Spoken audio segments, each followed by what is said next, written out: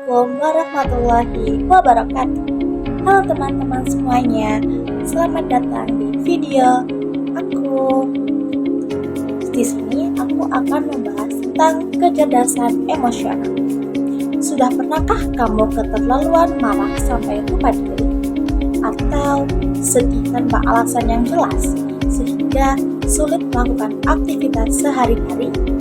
Atau bahkan sulit memahami apa yang dirasakan oleh temanmu atau keluargamu. Semua hal itu berkaitan dengan kecerdasan emosional. Tapi, tahukah kamu, ajaran Islam tidak hanya berbicara tentang ibadah ritual, tapi juga memiliki panduan yang sangat kuat untuk mengembangkan kecerdasan emosional kita. Nah, hari ini kita akan membahas secara lengkap apa itu kecerdasan emosional, masalah-masalah yang sering muncul, dan cara mengatasinya dengan aturan agama Islam. Yuk, simak sampai selesai. Selanjutnya, apa itu kecerdasan emosional? Kecerdasan emosional adalah kemampuan kita untuk memahami emosi diri sendiri, mengelolanya agar tidak berlebihan, memahami emosi orang lain, dan berkomunikasi serta berinteraksi dengan sesama dengan baik. Di dalam Islam, kecerdasan emosional tidak terpisah dari iman dan akhlak.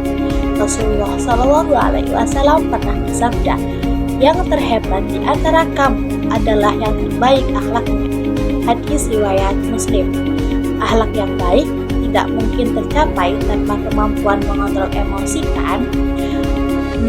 Contohnya ketika Nabi Muhammad SAW sedang berdakwah di Mekah, dia sering dihina, dilempari batu, dan diperlakukan dengan buruk oleh orang-orang musyrik.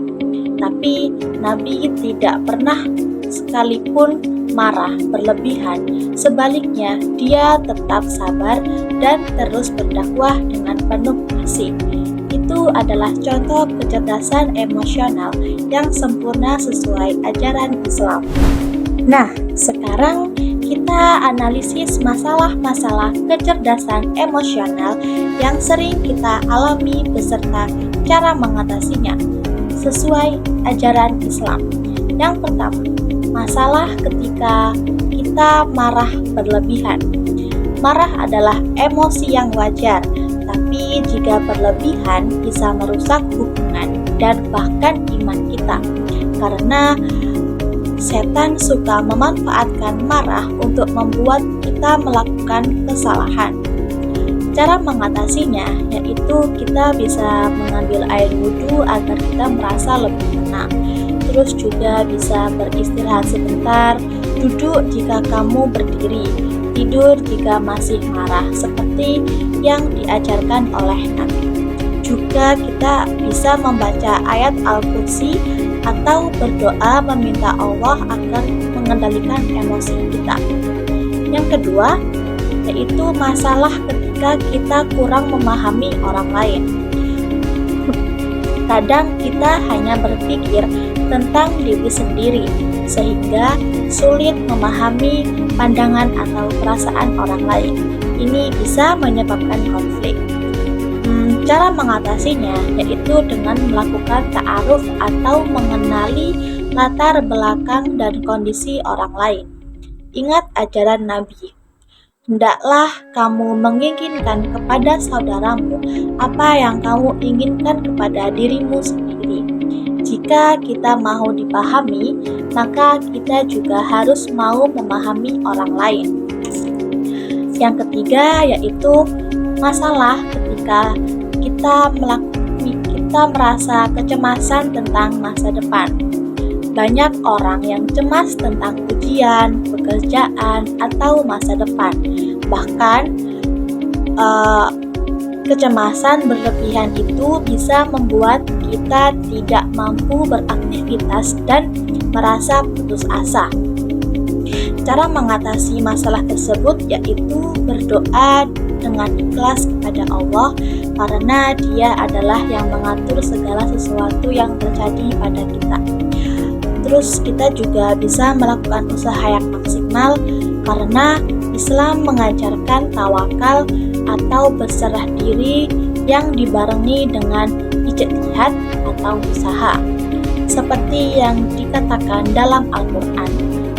Dan berdoalah kepadaku, niscaya aku akan mendengar doamu. Bagaimana caranya menerapkan di kehidupan sehari-hari? Mari kita lihat contohnya. Bayangkan kamu dan temanmu berselisih karena dia terlambat.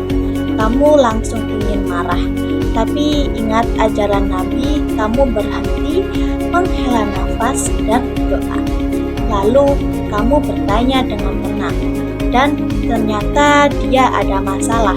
Kamu memahaminya dan konflik pun akan teratasi.